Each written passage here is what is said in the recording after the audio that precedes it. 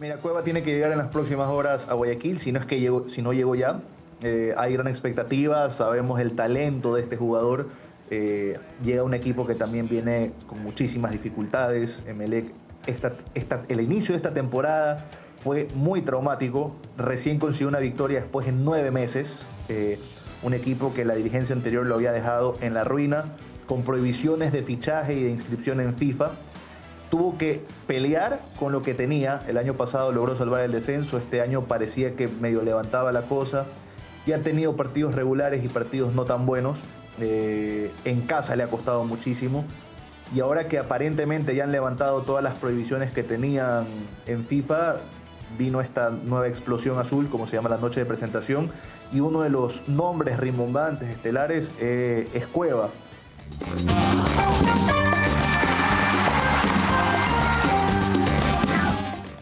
Se viene el Perú-Ecuador, 8:30 de la noche en el Estadio Nacional, transmisión de Movistar Deportes, y tenemos ganas de saber un poco cómo llega la selección de Sebastián Beccacece. Estamos con Luis Marchele, periodista ecuatoriano, a quien le damos la bienvenida después de todo. Y lo saludamos. Luis, ¿cómo estás? Un abrazo grande, gracias por atendernos esta hora. ¿Qué tal, Diego? Un saludo para ti y para todos los amigos de Movistar Deportes. El gusto de poder acompañarlos y, bueno, listos para despejar cualquier duda que tengan, porque, bueno, se viene un partido crucial para ambas selecciones. ¿Es crucial para Ecuador? Nosotros tenemos la sensación, y de repente mirando los más fríos de afuera, de que ustedes ya están clasificados, de que Ecuador ya está más mirando el Mundial. Algo de eso se nos ocurre que tiene que ver con haber jugado en Guayaquil contra Brasil. O realmente se juega cosas Beccacece, que está, para sorpresa nuestra, cuestionado. Porque incluso nosotros miramos la tabla y decimos, no, Ecuador tiene 3 puntos más. O sea, es claramente segundo y es la mejor defensa de Sudamérica. Pero tengo la sensación de que ustedes están menos contentos de los que desde afuera miramos, les envidiamos el puntaje y nos encantaría estar en la situación que están ustedes. Mira que justo hoy hubo conferencia de prensa con Sebastián Beccacece. Él trata de ser más cauto, ¿no? Post rueda de prensa pude acercarme a él y hacerle una pregunta fuera de micrófonos y preguntarle realmente estos partidos, teniendo en cuenta el de Brasil en Guayaquil, el partido con Perú, lo que se viene con Paraguay y el cierre con Argentina también en Guayaquil. O sea, ya son partidos, o sea, ¿estamos pensando en la clasificación o estamos pensando ya en el Mundial, en pasar la fase de grupos? Porque ese ha sido quizás el discurso de algunos periodistas desde la fecha pasada. Para nosotros es inminente que Ecuador va a estar en la Copa del Mundo, pero numéricamente todavía no está. Y Beccacece, muy cauto, muy humilde, dice, no, la clasificación todavía no está. Hoy ya tenemos asegurado al menos repechaje. Como te digo, es inminente que vamos a estar en la Copa del Mundo, teniendo en cuenta el campañón que tenemos. Somos la selección, como bien lo decías, con la mejor defensa de Sudamérica, la que menos partidos ha perdido en esta eliminatoria. Solo hemos perdido con Argentina y Brasil afuera. Y teniendo el ingrediente de los 3 puntos menos por el caso Byron Castillo, con esta generación magnífica. Pero se lo ha criticado por la inclusión de ciertos jugadores en las convocatorias. El último partido con Brasil quedó la sensación que si a lo mejor Beccacece probaba con otro 9, al no estar en el Valencia no convocó más 9, estaba Leonardo Campana, que también estaba lesionado y finalmente quedó desafectado. Ecuador jugó sin un 9 de área por primera vez y no resultó. Y fue una de las cosas que se le preguntó hoy. Pero claro, hay formas, hay quienes lo cuestionan, lo atacan, dicen que hay demasiado equipo para tan poco entrenador. A mí me gusta el trabajo que está haciendo y sobre todo cómo ha logrado crear armonía con el grupo. No es fácil lidiar con egos en selecciones sudamericanas, sobre todo. Creo que es lo más complicado, lograr comprometer este conjunto de individualidades a trabajar como un equipo. Y lo ha hecho Beccacece. Es crucial porque con una victoria ya sí nos pueden poner el sello, la FIFA nos va a poner entre sus banderitas. Pero para mí, cada partido es preparación para el próximo Mundial, para el debut en el Mundial, y teniendo en cuenta que el objetivo debe ser, esto ya es mío, no lo ha dicho la Federación, pero el objetivo debe ser pasar la fase de grupos, que es la mejor participación histórica de Ecuador. Lo consiguió en Alemania. Desde entonces no ha pasado fase de grupos. Le voy a dar el pase a Diego Penny y te quiero contar un poquito, porque Diego fue arquero de Bolognesi y de Tacna cuando Sebastián era asistente de Sampaoli, por lo tanto lo conoce muy bien. En mi caso yo tuve la suerte de conocerlo a Sebastián en el 2007, en el año que estuvo, los 5 meses que estuvo en Cristal, también como asistente de San Pablo. Y por lo tanto, Becasese es un hombre, por lo menos para esta mesa, muy familiar. Y muy querido. Y muy querido, es un gran tipo, Muy Sebas, ¿no? querido, Sí. sí. ¿Cómo estás, Luis? Buenas noches. Te saluda Diego Penic. Mira, ¿tú crees que la crítica va por la forma, por cómo es Becasese, por su forma de ser, su forma de la crítica del área de las comunicaciones, de la prensa, de la gente también, por el tema de cómo se expresa él, o sea, por cómo se expresa, por cómo se manifiesta o solamente por las convocatorias? Porque yo te digo algo, él tiene una forma de trabajar especial, ¿no? Él es muy intenso, es muy parecido a Bielsa, toda esa rama de Argentina que en algún momento llegó acá al Perú y todo, pero más o menos puedes ahondar un poco en el tema de la crítica hacia dónde va, por su forma de expresarse o por qué más. ¿Qué tal, Diego? Qué gusto, qué honor. Uno de los arqueros que nuestra selección enfrentó. Sí, un gran arquero, un gran referente del fútbol peruano, definitivamente, que no poder conversar. Mira, va mucho más allá y es un tema de una guerra dirigencial que hay aquí en Ecuador. Y esto ya va quizás una cuestión más de percepción. Hay quizás bandos. Por un lado está el de la Federación Ecuatoriana de Fútbol y el otro es el de la Liga Profesional. En el medio estamos periodistas que, puedo decir, hablamos de todos, criticamos a todos, nos llevamos con todos, pero ha habido una fuerte crítica. Mira, ha habido gente que ha querido pegarle a esta selección y que esperaba que fracase. Y como esta selección no perdía hace mucho tiempo, buscaban alguna excusa para pegarle. La excusa que encontraron fue el partido contra Chile, la inclusión de un muchacho llamado Darwin Guagua, un chico de 18 años que todavía no debuta en primera división, que había sido llevado al partido contra Chile dentro de un grupo de sparrings como invitados. Becasese lo había tenido semanas entrenando en la casa de la selección y decidió ponerlo incluso como titular, dejando fuera jugadores, algunos ya en el fútbol europeo.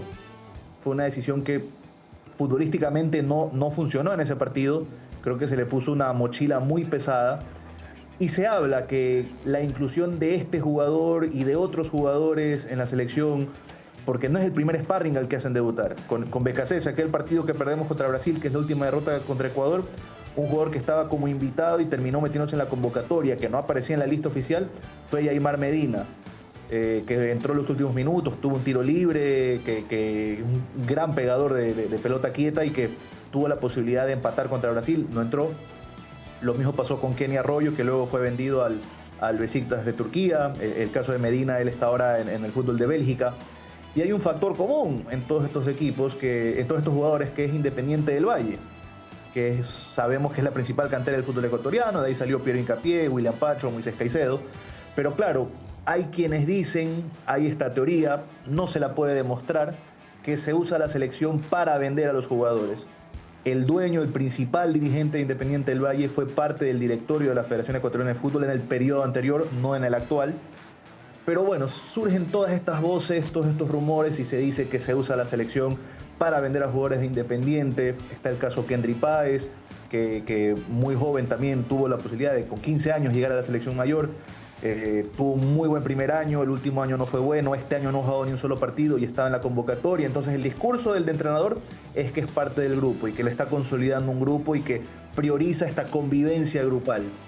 Pero hay quienes dicen no, hay otros jugadores, mencionan jugadores del medio local, sobre todo delanteros, a quienes no se los llama, ante la ausencia de Ener Valencia y Leonardo Campana.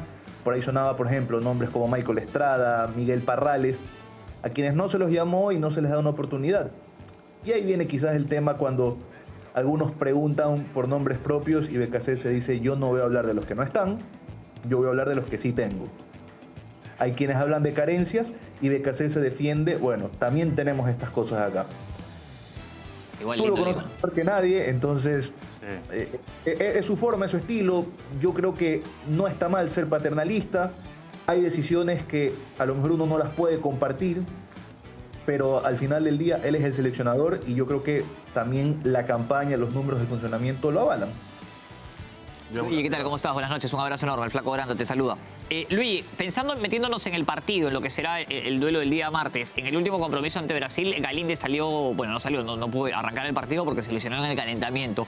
¿Prepara modificaciones de Becasese y ya ha parado un equipo tentativo de cara a lo que será el duelo con Perú? Sabes que todavía no. Hoy fue el último entrenamiento, nos permitieron estar 15 minutos. La buena noticia es que lo vimos como si nada a Ener Valencia, que será una de las principales dudas. En la conferencia de prensa, él dijo que Ener lo ve bien y que espera que llegue al partido.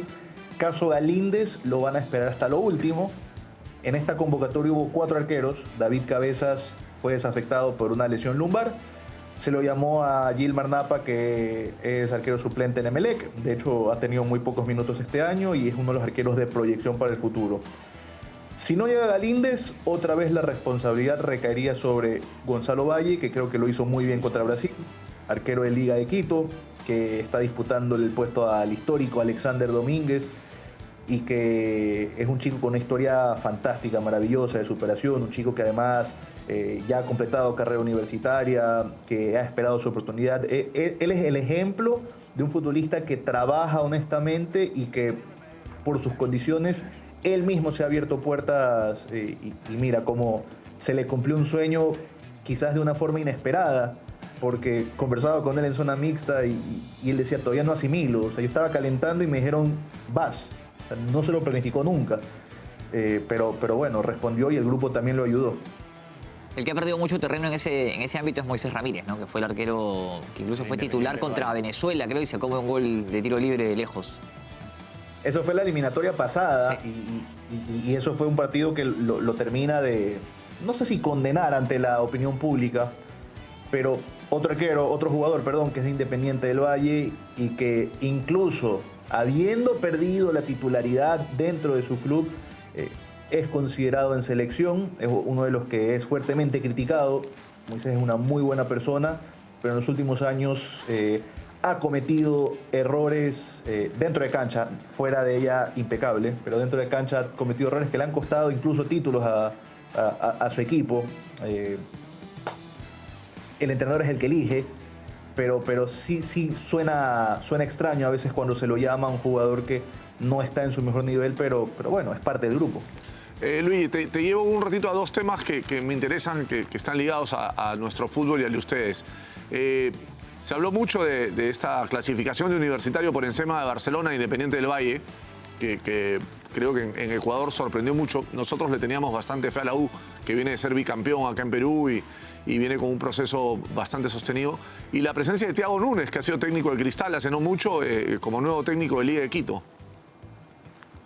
Mira que sí nos tomó por sorpresa. De hecho, en programas, en distintos programas, no solo en los que participo, sino quizás la opinión general era que entre los ecuatorianos se iban a disputar el segundo lugar. Yo era un poco más optimista, voy a ser honesto. Yo pensaba que los 2 ecuatorianos podían pasar.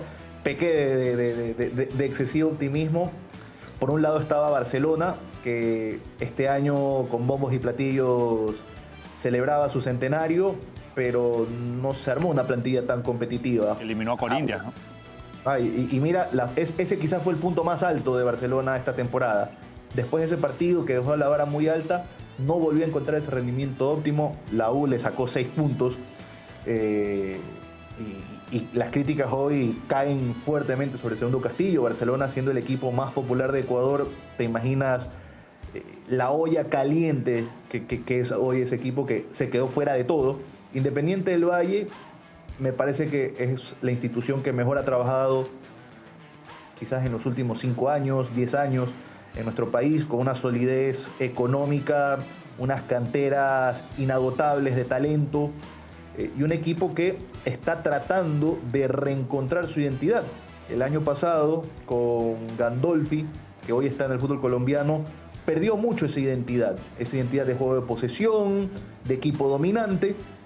Con Rabanal están tratando de recuperarlo, volviendo a la línea española. Todavía no llegan al 100% de su nivel, pero ya están punteros en el fútbol ecuatoriano, a pesar de los problemas que tuvieron. Y en torneos internacionales, esa goleada que sufren contra River es la que lo termina condenando. Si ese partido lo jugaban de una forma más inteligente, sin tomar tantos riesgos y sin salir a morir, Capaz hoy estábamos hablando de otra cosa, pero estamos hablando también de una clasificación merecida de un Universitario que fue de menos a más, que vino desde atrás y que le compitió muy bien a los ecuatorianos, sacándoles puntos cuando tenía que sacarles y, bueno, haciendo los deberes. Y en el caso de Thiago, perdón, ¿qué querías decir? No, dale, En el caso de... A ver, cortito, en el caso de Thiago, bueno, no estaba dentro de los nombres que sonaban para la Liga Deportiva Universitaria de Quito. Llega a otro equipo que también viene con muchas necesidades, el actual bicampeón del fútbol ecuatoriano, que con Pablo Sánchez salió campeón, pero este año quedó descompensado el equipo. Ya una opinión muy personal, no es un tema tanto de entrenador, que al final él termina perdiendo el camerino, pero perdió dos piezas muy importantes de cara a esta temporada. Uno era Johan Julio, que era uno de los que movía los hilos en la zona ofensiva, muy creativo, y que se fue al fútbol mexicano, y el otro que era el capitán y que no solo era importantísimo dentro de la cancha, sino también fuera de ella. Estamos hablando de Ezequiel Piovi, que hoy está en Estudiantes de La Plata. Sin estas piezas, el equipo tuvo muchos problemas en generación. Mira que el último partido de Libertadores se vio una cara completamente distinta, y ahí se ve también que los jugadores no estaban a gustos con Pablo Sánchez. Sí, veremos cómo le va. Tiene buenas credenciales. Luis, la última de mi parte, agradeciéndote el espacio y el tiempo. ¿Qué saben de Cueva en Emelec? Que lo habían presentado el sábado, en la noche eléctrica, este partido que hicieron, lo habían presentado y no pudo viajar. ¿Sabes qué información nos puede dar desde allá, desde Ecuador? Mira, Cueva tiene que llegar en las próximas horas a Guayaquil, si no llegó ya. Hay gran expectativa, sabemos el talento de este jugador. Llega un equipo que también viene con muchísimas dificultades. Emelec, el inicio de esta temporada fue muy traumático. Recién consiguió una victoria después de 9 meses. Un equipo que la dirigencia anterior lo había dejado en la ruina, con prohibiciones de fichaje y de inscripción en FIFA. Tuvo que pelear con lo que tenía. El año pasado logró salvar el descenso. Este año parecía que medio levantaba la cosa. Y ha tenido partidos regulares y partidos no tan buenos. En casa le ha costado muchísimo. Y ahora que aparentemente ya han levantado todas las prohibiciones que tenían en FIFA, vino esta nueva explosión azul, como se llama la noche de presentación. Y uno de los nombres rimbombantes, estelares, es Cueva. No vamos a descubrir qué clase de jugador es, el talento que tiene. Algo que quizás pueda llegar a preocupar es la combinación Cueva con Guayaquil. Es una ciudad de tentaciones, pero lo necesitan. O sea, cualquier cosa que venga a sumar a Emelec, cualquier futbolista que venga a aportar, va a levantar un equipo que hoy está en los últimos puestos y es uno de los equipos grandes, populares de nuestro país. La última corte, muy cortita. ¿Solamente llega Cueva para levantar Emelec o llegan más? Más jugadores. 9 jugadores fueron presentados. La dirigencia lo que está conversando con 2 más. De estos 9 jugadores, no todos son de primer nivel, muchos vienen de Serie B, de segunda categoría, de equipos menores, pero un equipo que se te lesionaba uno y tenías que ver cómo inventabas, un equipo donde el venezolano Alexander González ha tenido que jugar de central, de volante interior, de extremo, de 10, de lateral, solo le faltó jugar de arquero y de 9, todo suma. Perfecto, Luis, muchísimas gracias. Y nada, esperamos que sea un gran partido el del día martes. Un abrazo y gracias por la información tan completa. Seguro, un abrazo para todos y como siempre a las órdenes. Era Luigi Marchele, periodista ecuatoriano, contándonos un poco la realidad de la selección ecuatoriana, y al final aparecen hoy en día muchos temas relacionados con el fútbol ecuatoriano, ¿no? Estamos muy vinculados, ¿no? Muchos futbolistas ecuatorianos acá, empiezan a ir los peruanos por allá. Está interesante. Además, tú lo conoces a Célico mucho, el técnico de Emelec, ¿no?